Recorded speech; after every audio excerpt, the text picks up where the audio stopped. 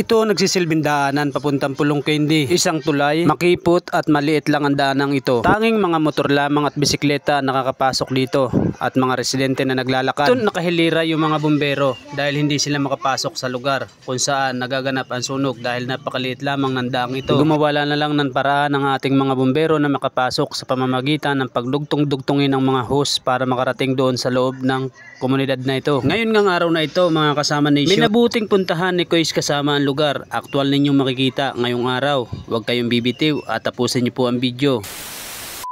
So, ayan, tingnan natin doon sa loob. So, aktual po nating lalapitan yung lugar dito. Tapos, saan banda dito? Dito. So, pasok tayo sa loob. Ayan. Ito mga bandaan. Ito pala, Aligaw. So ito yung daanan papunta sa kanila. Ayan. At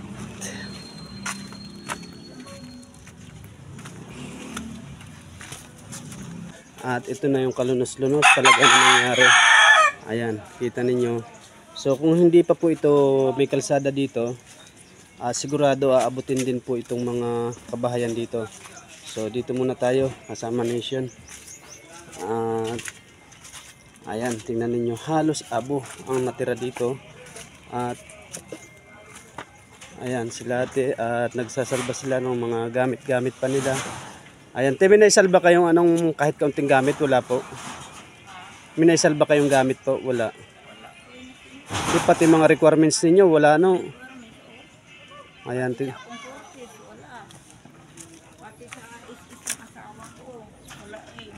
naubos. Ito yung mismong bahay ninyo. Ayan. Na lupa ko. Isang sa bilya.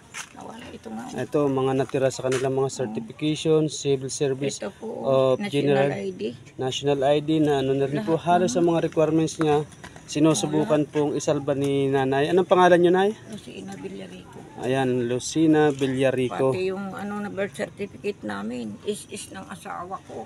May pension din nyo yung ano? Wala pa makatanggap. Wala pa ha. So ayan. Ito may mga alaga silang baboy dito. Ito na ilabas niyo yung mga baboy ho. Nailabas yung apat. Ang apat dito tira.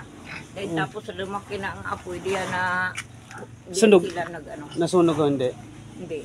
Saan sila balon yan eh. Dito sila sumuot ho? Diyan sila sumuot paglakas na sa apoy. Galing na. Yung iniyakan ko eh. Ang apat. Yung apat na baboy na yon. Yan mga kasama nation, nakaligtas yung mga baboy. Dahil nung tumutupok na po yung apoy dito, so ito yung nakuha natin ng video no, na binubumba nung patapos na. Ito, binumba na kagad nila doon. So yun, naagapan. Yung mga baboy daw po na nakakulong doon, dito pumunta sila sa balon na to. Balon. Pero hindi sila nalunod ano. O yan. Langoy na lang sila. Langoy na lang. Pagkatapos na, kahit hindi mo ko pinapasok sa pulis, kinuha ng apo ko. Ang galing naman ano. So, kaya nakalunos-lunos talaga. Yan ay ko ang apat kasi malaking halaga yan. 5,000 na daan ang biik. Ipakamahal ng baboy ngayon.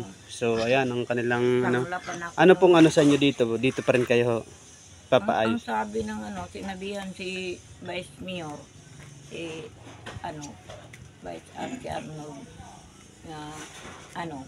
yun daw sinabihan sa Pulong Bukid kasi siradaan na nila. Unang pinuntahan ko itong mga pader na ito. Sinubukan ko kung mataas nga. Napakalalim pala nito. Hindi basta-basta makakatawid ang kahit na sinong tao dito.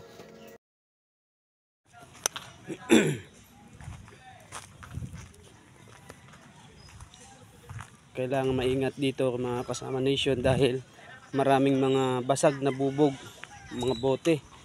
Ayan. Dito tayo sa ayan, mga naipon nilang mga yero. So sinasalba nila yung pwede pang mga pagkakitaan, pwedeng ibenta sa junk shop na yan po ang sitwasyon talaga na nangyari ngayon dito sa Pulong Candy. Ayan, grabe ang halos wala nang pwede mapakinabangan.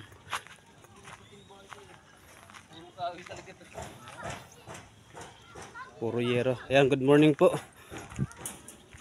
Nakalungkot nang nangyari dito sa inyo Grabe, biglaan. Daan nung ano, ayos na ayos pa, bigla nung hapon. Nagulat na lang kami. Saan po dito yung ano, yung bata ho? Nandun ho yun. Ayan yung lugar na yan. Ayun yung may yero na yan. Ayun may pagpili. Ah, dito. So, tingnan natin. Saan? Nasaan yung kandila po?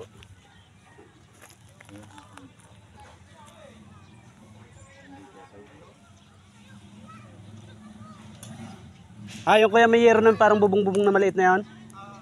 Ayun, puntahan po natin. So, madaming bubog mga kasama. So, kailangan mag-iingat talaga. Ayan. So, ayan.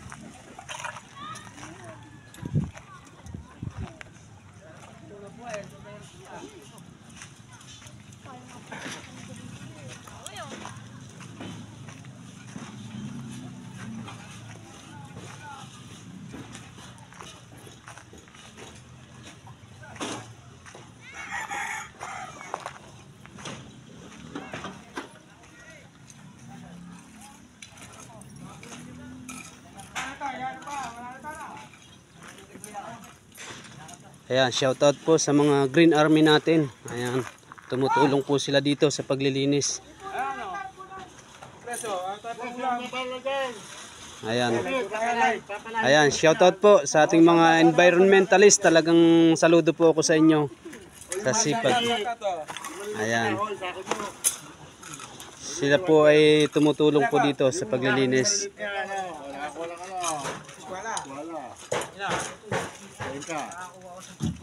Hanggang dito na lamang po at maraming salamat at salamat din po sa lahat na nag-support kay Kois Kasama, sa mga nagbigay po o nag-donate na pambigay po sa mga taga Pulong Candy. Maraming salamat at sa lahat po ng mga karatig barangay, mga tumulong, salamat po.